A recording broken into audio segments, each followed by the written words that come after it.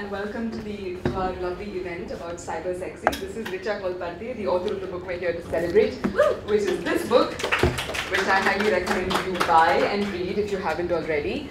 This is Nishita Jha, who works at BuzzFeed News and does a lot of amazing coverage of women's issues and very hardcore reportage. I could not stop reading your last piece, by the way. Thank you. I'm not really going to say much more. I'm really happy that you're all here. I know they've been having conversations about what they're going to talk about, and it's all really exciting. So over to them. When Richa and I first started working together, it was she commissioned me to write an essay on women that were taking naked photos of themselves and uploading them, sending them to lovers, or just sending them to friends and saying, "Do I look fat today?" And at that point of time, the thing that we were really wondering was that we knew a lot of women that were sharing photos and videos of themselves online and that were naked, but we were like, how are we going to get people to talk about this? Because there's a kind of assumption that if a woman is naked online, it's a leaked photo or someone's forced her into doing it. And it's really hard to get women to open up and talk about pleasure and desire and why they get excited when they say make porn. At that point of time, I think I managed to find about like 15 women who spoke. And we were so thrilled that anyone was willing to talk to us at all about this kind of stuff.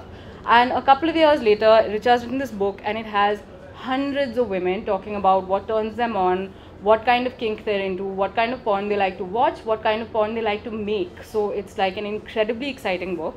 Welcome, Richa.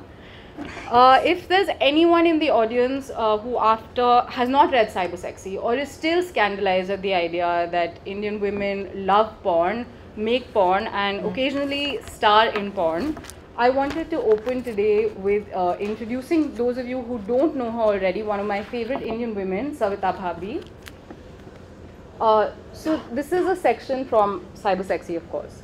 For those of you that are not familiar, Savita Bhabhi is a kind of North Indian fantasy woman. She is perfectly physically endowed and has a voracious sexual appetite and will seek out pleasure for herself with the kind of enthusiasm that I've only seen in like teenage boys, literally. So this is what Richa has to say about Savita. The lessons Savita Bhabhi teaches us have to do with unlearning morality and pursuing pleasure. They have to do with putting less stock in what Indian women are supposed to be like and more on what we are actually like. As Nafisa said, the stereotypes of Indian women being timid and bowed down by patriarchy, not being able to express themselves sexually, only existing for the pleasure of our husbands, this is a complete lie. I think there's a little bit of Savita Bhabhi in all of us.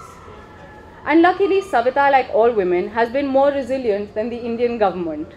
She's found a way to a new and varied online platform where she's been joined by Vellamma, her Tamil counterpart.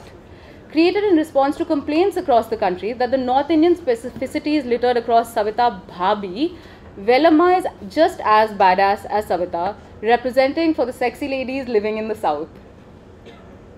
There was even a crossover episode where Savita and Vellamma joined forces, and they became every moral gatekeeper's nightmare of the sexually liberated Indian woman. Personally, my favorite addition to the Savita Bhabhi franchise came out in 2013 in Savita Bhabhi, the movie. In it, a time machine sends Savita to the year 2070, a world of flying motorcycles in which the villain is the Minister for the Department of Telecommunications. He's enforced bans on many internet websites. In true blue Bhabhi style, Savita's mission is to ensnare the minister by seducing him and therefore securing the future of the internet. So this is a great place for us to begin because this is also the reason that Richa began writing her book, which is that there was in fact an evil ban on porn in India. So why don't you tell us a little bit about that, Richa? Cool, thanks. Is this mic okay? Okay, super. So I think just to go back a little bit to why I started writing the book, I've been working for the women's movement in both India and the UK for I think now about 10 years. And one of the things that especially drew me to this movement was the idea of sexual rights. You know, like sexuality, the right to access sexuality freely and safely and explore sexuality as something that everyone as something that everyone should have access to. And in the past few years, I also became interested in digital rights. So like, what does it mean to be a sexual person in the digital world, to live with technology, to live online, and to navigate one's sexuality? And then, as you mentioned, in 2013, there were 2 proposed bans on pornography in India. One was to the Supreme Court of India, and the other was to the Rajya Sabha. And okay, so these bans said lots of things. A lot of these things are super overblown. Like, honestly, the Supreme Court petition calls pornography worse than AIDS and worse than Hitler. But aside from that, it also, both these bans kept coming back to the idea that pornography is bad for Indian women and that Indian women need to be protected from porn. And I kept thinking, like, ever since the bans in as in the proposed bans in 2013, like, I really hoped an Indian woman would write a book on pornography. And I think, like, ever since then, like, I mean, ever since those bans were proposed, I just kept checking on Twitter. I was like, no, it's going to be someone. Could have been you, Lish. It should be someone. And then no one really made that announcement. So I think that's sort of where I started even thinking about cybersexy from. And as Richa writes, by now there's more sexy content featuring badass independent Indian women online, often made by Indian women themselves. But in her opinion, nothing comes close to the moment where Savita Bhabhi rides the telecom minister cowgirl. Nothing. So, I mean, for those of you who haven't read the book and are going to, you know, sort of delve into this vast, like, universe of all things kink and non-kink, and I mean, one of the overwhelming things about the book is the, like, myriad types of things that turn people on. It's almost like there are as many things that turn people on as there are people. So it's a vast kind of universe to navigate. But what cybersexy does really well is that it becomes a kind of manual for us to read and think about all of these things. So there are women talking about, for instance, how Tramp from Lady and the Tramp is, like, really sexy. And I mean, a lot of it was really personally mind-blowing for me to read about. But also what it makes you think about is that if there are, like, an infinite number of things that turn people on, then what is it exactly that we can call or describe porn? Like, how do we even close those brackets, right? And the question of who watches porn and who makes porn. So if you've encountered those weird, like, porn pop-ups that you know, will accidentally appear on your screen if you've ever visited a porn site, then you mostly see, like, white bodies or certain kinds of, like, skinny bodies. When you see those bodies, it's pretty clear who's making the porn. Usually straight men, upper class men, upper caste men. The bodies look a certain way because they cater to a certain kind of gaze. And so that brings us to kind of, like, the central question of why so many women resist porn, which is that when you see a woman in that situation, you're like, she didn't do this out of choice. Like, someone's making her do this, right? Like, no one would get on their knees and do the things this woman's doing out of choice.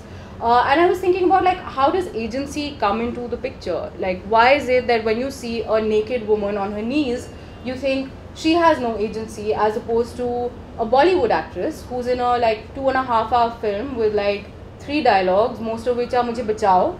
So I was asking Richa about this, that, you know, how do we consider the central question of agency in porn, and particularly with female porn actors?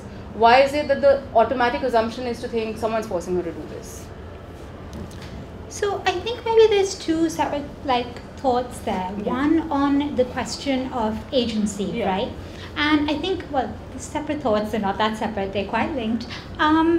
It's a question of, sorry, to kind of, sorry about this. Okay. Let me start with the other one, which is about Bollywood. And I think, like, it's a question of the fact that we all assume at some level that porn is somehow worse for women than Bollywood, right? The fact that we have porn bans, the fact that people are talking about porn, assumes that porn is different from other types of media.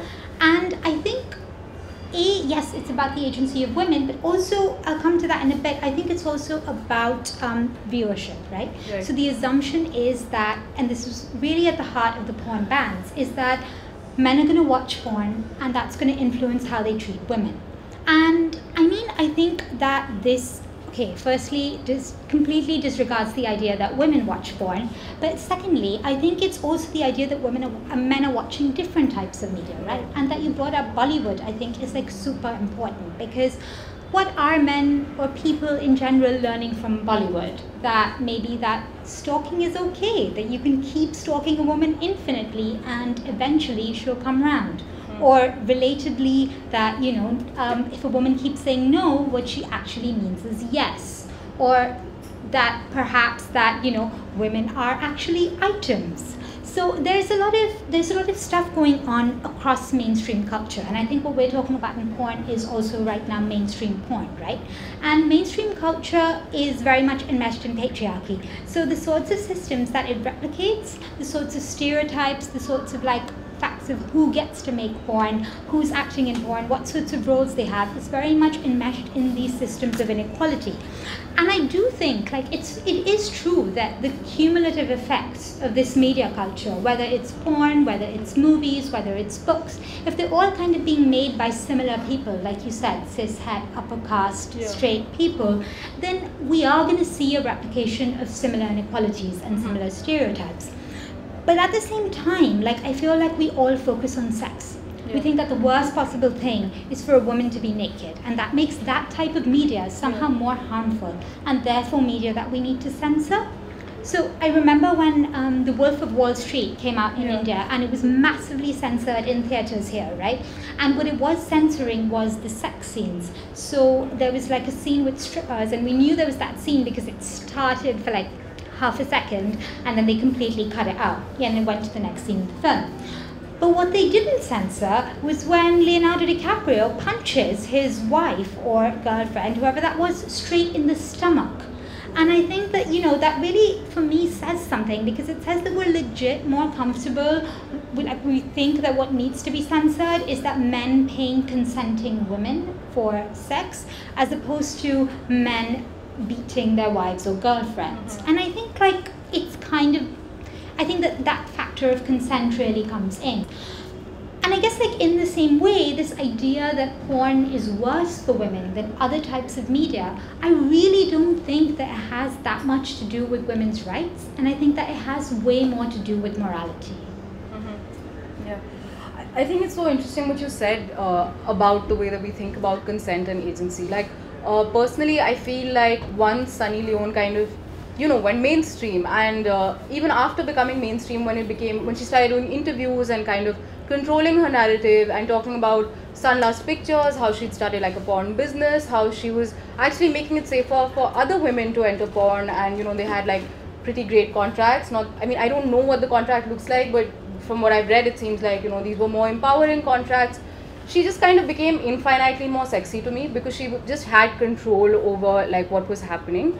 But we can't know this about every porn actor that we see on screen. We don't know what conditions they're enduring, or even why I'm calling it enduring, maybe enjoying, but I don't know whether they have a workers' union, what their working hours are like. And these are kind of thoughts that can kill the buzz, if you know what I mean. And you suddenly are watching porn and it's exciting, but then you're I hope she's getting paid as much as this guy. Otherwise it's really not cool. So, the other thing about Sunny Leone that's really interesting is that with her going mainstream, there's also a kind of redemption arc that's happened, right?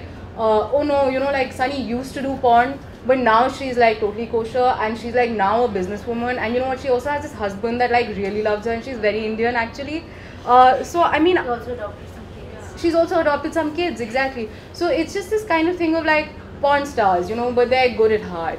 And I was wondering if through the course of writing this book and looking at stories of people say even James Dean and what consent is in the porn industry, if that made you think about, or if that changed the experience of watching porn for you at all.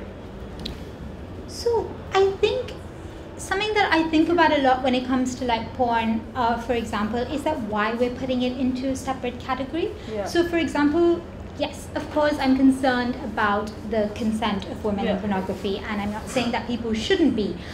But I do think that women are treated badly across industries. Yeah. So we're talking about payment, we're talking about workers' rights, we're talking about being free from violence.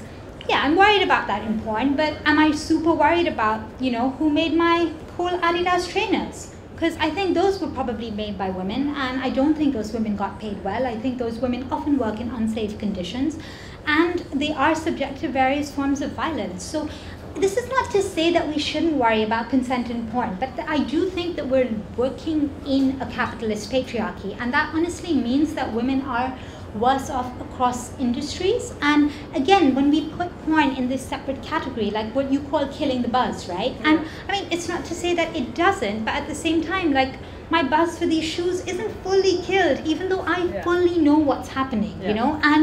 And why is that better? Like, why is it better to have women being treated badly as domestic workers, or as workers in sweatshops, or as part of migrant labor, compared to pornography, right? And again, I'm not saying because everyone else is doing it, porn should do it as well, but I'm just sort of questioning why we put pornography into a separate category, and shouldn't what we be advocating for be gender equality across the board, and women being treated better sort of across industries, and not in this special industry because they've taken their clothes off, it's somehow inherently worse. Yeah, and it is morality, like you said. I mean, I guess so this is a question as a writer, like if you expand the category infinitely, where all things can be porn, and you know, we can like expand the universe of desire just like to encompass every possible thing, how do you start writing this book? Like, or how do you narrow down what your subjects are going to be? And I mean, you know, like I said, for those of you who are going to start the book, it's really encyclopedic in the amount of research that's gone into it. And I was like genuinely surprised, because Richa keeps telling me that she's not a reporter, but there's a lot of reporting in this book. And there's like hundreds of anecdotes from like actual people describing their sex lives, describing their most intimate kind of taboo desires even. So I guess this is a two-part question. Okay. One is, how do you like then pinpoint what your subject is if porn is everything? And secondly, how do you get people to tell you their secrets? Cool. Well, thanks, Twitter. Many of you are here. You retweeted those requests, and that's how I got people. So wait, what was the first question? About Like how do you pinpoint the subjects?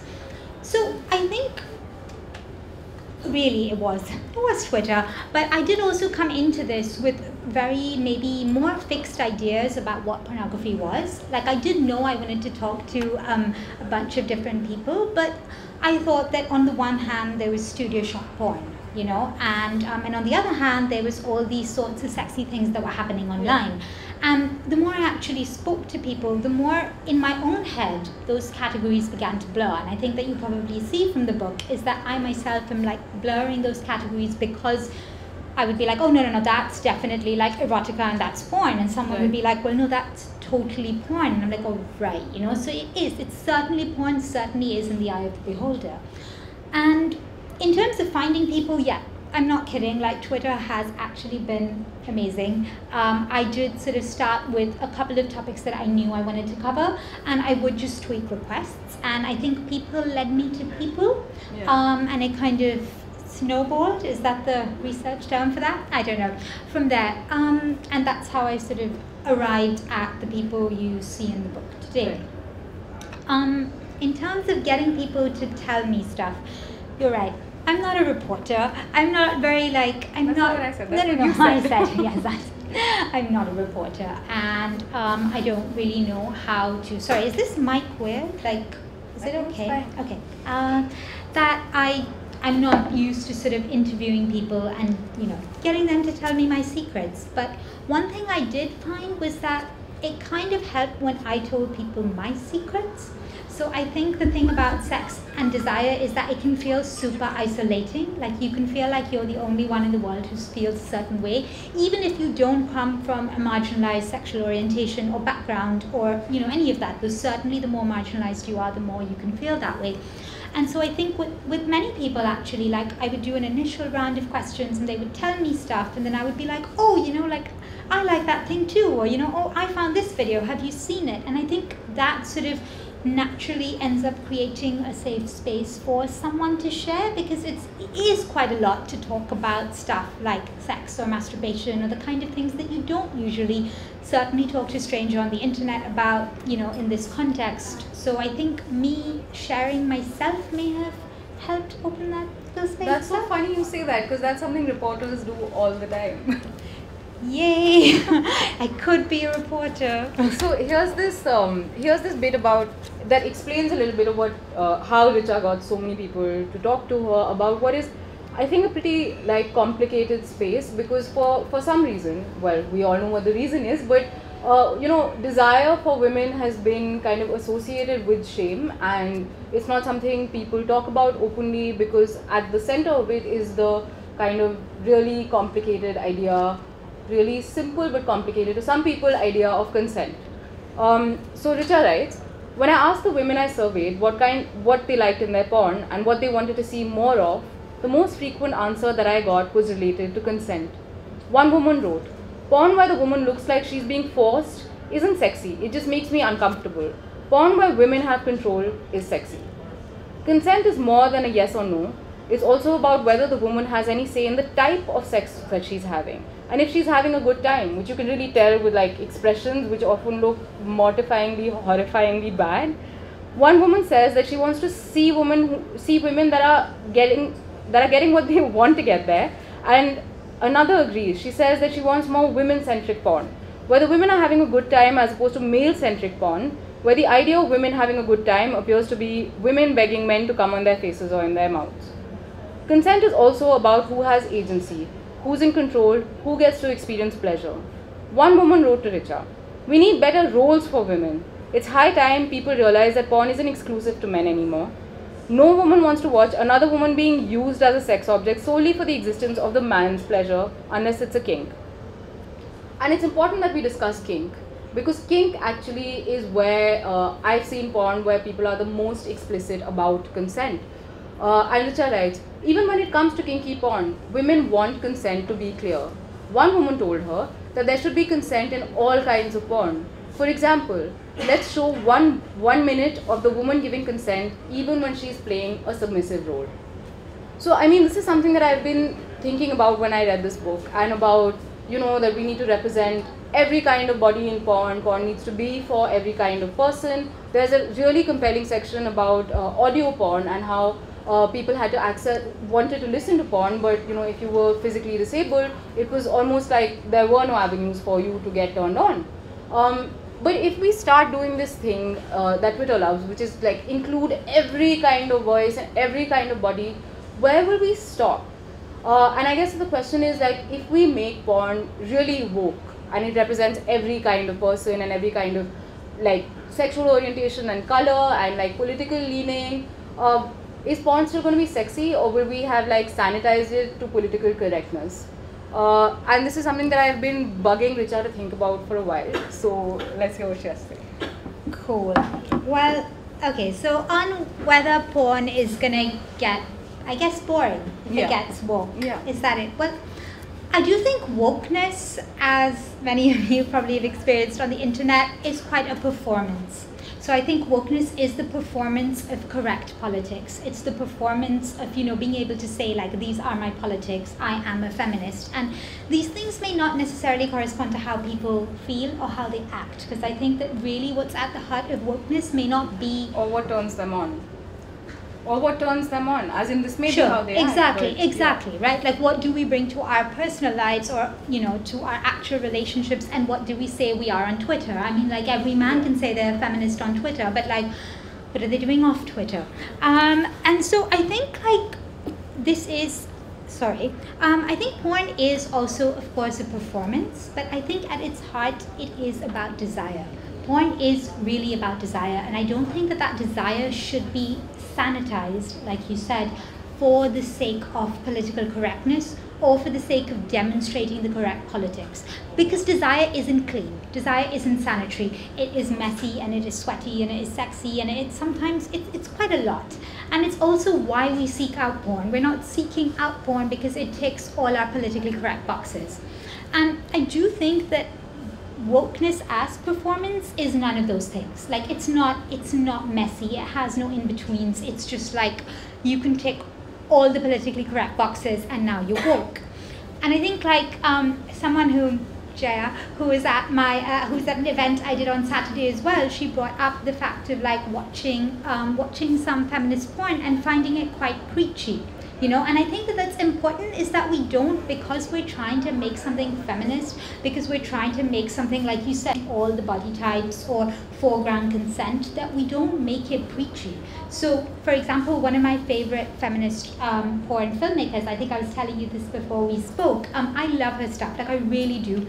The only stuff that I don't love of hers is her BDSM porn, because there's like 15 or 20 minutes of like a round table on consent before the video started. I mean, that's more time than I want to spend on the porn itself. Like, it is too much. So I do think that, like, you know, I think what we need to do is take that genuine desire for equality, that genuine valuing of consent, and then bring it to sex, and then bring it to porn. And I don't think that that is about the performance of wokeness. I think that is genuinely about incorporating these things that we believe and that we're working towards into our porn lives, and also, I guess, into our sex lives, which sort of overlap. I guess. And to make like consent sexy, or like asking for consent, you know, kind of weave it into the narrative instead of doing like a kind of 1 minute boardroom meeting on like, do you sign this like document? Sure, I guess. I think, okay, so as you could see in my face when you said that, is that I do have maybe a bit of a problem with the idea of making consent sexy, because I don't think consent is sexy. I think consent is sort of like the baseline from which we should function. Like, I don't think equality is sexy, and I kind of have maybe an issue, and I'm not saying you're saying that at all, God, but like sort of have an issue with the way that maybe we try to make, say, consent or feminism or any of these ideas like palatable to people who don't believe in those ideas, i.e. a lot of men. And so yeah, I do think that consent should be woven into the narrative, or it's really simple, like you just have like a really short sort of 30-second thing before the video starts, with the actors being like, I've consented to what's going on, I was paid for what's going on, and you know, I'm like, I'm in a consenting situation, and then you can go on from there maybe. But yeah, I definitely think that like it should be less performance. The politics should be less of a performance, and just something that we bring into porn as naturally as hopefully we could bring it into sex. I mean, I guess that the complicated thing is that because desire also functions so much on the idea of taboo and what you cannot, and like porn particularly, of fantasy and of like stuff that you cannot do or like feel inhibited to do in like your actual lives, is sometimes the kind of porn that you want to watch. And if in that case there's like, you know, this video or like a disclaimer and things, then I mean, it's not a question that I think that I'm asking you to solve right now. A question for the world's porn filmmakers to consider, that how do you manage to balance like the taboo and the kink and the illicitness of desire with actually, you know, well, not educating but acknowledging consent, and like acknowledging the fact that the people in this video like were not harmed in the making of this video. The writing, the subjects and the process and stuff, whenever you want to talk about that. Sorry. The writing stuff, like the interesting subjects, the process, whenever. So I mean, of course, on the question of secrets, I had asked Richa like who were the most memorable people that told her secrets and what those secrets were. Of course, they're in the book, so it's not like she's spilling something, you know, that was like confided in her. But who were like the most memorable interviewees in your book? Sorry, I feel like now that I pointed this out to you, because I'm like, but the outline, we've moved from it, and I'm like, wait, I don't know the answer to this question. Oops. Okay, so no, I really don't. But I do know that that was something you wanted to ask, because it was something that you were interested in. And I do think that, like, you know, not to sound super cheesy, but like I do think everyone I interviewed sort of taught me exactly that desire is super diverse, and also sort of opened up very new spaces on the internet for me, because I did have a sense that desire was diverse, but I don't think I had a sense of literally how diverse the internet is and how much stuff is out there that I had like no idea about. I do think what interested me was this like people who made me question my own beliefs, because that's maybe what surprised me the most. And I was like, oh right, like I spoke to at least 2 women. So Okay, so I say this a lot in the book, but like I'm really like fed up or unimpressed by the number of dicks on the internet, like just dicks, like there are no people attached to them, they're just like a lot of penises. It's not a good thing. If you're a woman on the internet, you know what this is, it's probably in your inbox, so yeah. But I spoke to at least 2 women then for this book who told me about, like sort of talked about, questioned why dicks were that different from other body parts, and also told me about finding just dicks on their own erotic. And I was like, wait, what? But also that's amazing to me. Like, and I think that that really made me question what I'm bringing to that equation or how I'm perceiving it. And I'm like, oh, right, like it may not actually be that way for everyone, because there are so many ways to look at human bodies and to look at desire. And I'm kind of bringing in, you know, my own baggage, my own experiences, but not everyone is doing the same. Yeah, and just in terms of the stuff that was introduced to me, like I'm so grateful to every person who spoke to me about fan fiction, because I had no idea about all the amazing fan fiction. And honestly, until you read an amazing description of Harry Potter and Draco Malfoy fucking, I don't really think you've lived. So yeah, go look up Drarry fan fiction, because that was an amazing find for me. Yeah. Is there something you want to read from the book? No, that's okay. fine. Yeah, we can talk. So I mean, sorry. So I'm gonna like return to this idea, this question of like woke porn, right? Like if it's even possible. And there's a section in Richa's book where she kind of talks about it, and after that I'm going to open it up to you guys and we can talk about what you think woke porn would look like, if it would bore the crap out of you, and or any of the things that we talked about, like, you know, Richa, did you like enjoy writing this book, what's the new kind of porn? Also, an interesting fact is that Richa didn't include any of the names of the websites and things that people told her, because she was afraid that the government would use it as a manual to just like ban a whole bunch of exciting stuff online. So we should really thank her for that, for saving our porn. I am going to, by the way, end with this reading. Yeah. Okay, so yeah, No, you can do that, because then we can just open the things up. Okay, cool. Okay, cool. So Richa's doing it. Cool. So I will do reading, slightly different. I think I just kind of wanted to, because I talk about so many different things in this book, and I think even when Nishita and I were speaking, but when I speak to most people, they're like, oh, but you know, like what actually counts as porn then? Like you asked me, you know. And like I spoke about earlier, I think my ideas of what counts as porn has really changed. Yeah. But I also think that across the world, not just in India, there's like this really desperate drive to define porn. Like everyone wants to be like, oh, that's porn, that's, you know, art, and really sort of like create these distinctions. And so I thought I'd just read something from Cybersexy about that. Okay. We don't like chaos. And we especially don't like chaos when it comes to sex, because sex is already so messy, so sweaty, so essentially ungovernable. The blurring of boundaries, and especially sexual boundaries, frightens those with power, be it the power of class, caste, gender, or sexual orientation. Our culture isn't like that. We aren't like them. The drive to define porn, to separate it from erotica, art, fashion, or literature, is the desire to order the world, to plug the steadily growing trickle through the respectability gates. It is the desire to prevent the creation of new portals, new ways for the water to get in. But unlike the little Dutch boy who uses his finger to prevent the flood, there are too many holes in the wall, and the dike is now at breaking point. In his series Deluge, David LaChapelle has a photo called Museum. In it, water has invaded a museum's galleries, stopping just below the level of the masterpieces. The walls are moulded, sodden pamphlets float on the water's surface, and the grand, gilt-framed paintings are reflected in the stagnant water. People do not enter, and though the paintings are saved, they are left to fend for themselves.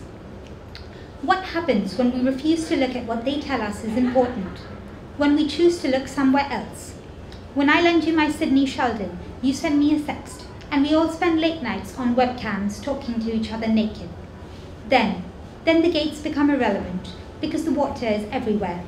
The gatekeepers, crouching like mournful, abandoned paintings, surviving but moulding, lacking the attention that validates their existence. What counts as porn? Screw them, you tell me.